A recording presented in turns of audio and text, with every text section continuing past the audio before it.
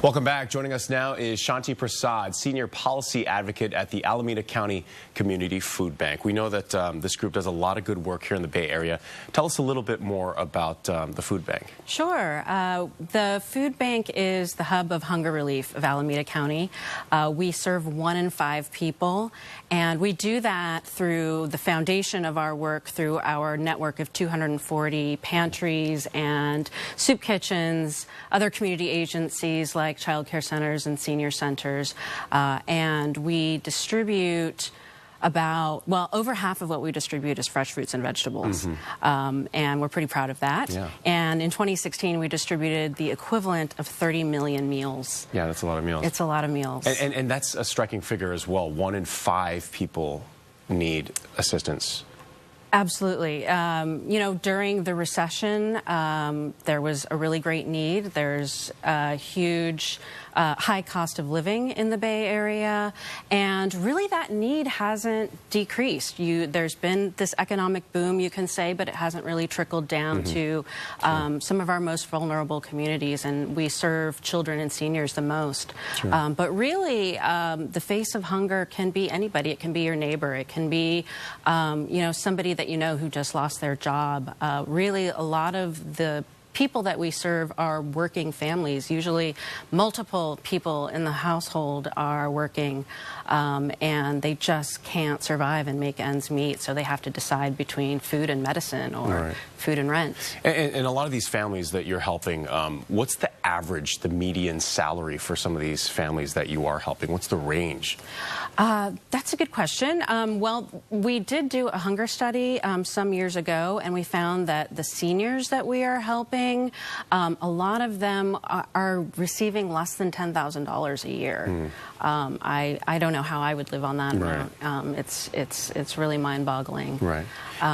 And the 1 in 5 statistic that you gave us, is that comparable to other cities? Because I know you've worked in New York City as well. Yeah. Is that comparable to other big cities in this country? The national average right now is 1 in 7. So we are at a higher level than that. We're due for another hunger study coming up soon. But actually, this number was an increase from our last hunger study, which was 1 in 6 people. So we're hoping that it's going to decrease, but, you know, we don't know. And that's why I'm really excited to talk to you today about some of our other programs that are addressing long-term solutions. Right, because it's not just about food drives. It's something more where you teach families, you know. Absolutely. The hunger problem is vast and huge, and in some ways it's increasing. So although we distribute food and we do that really well, I'm actually really surprised how much we can do with so little.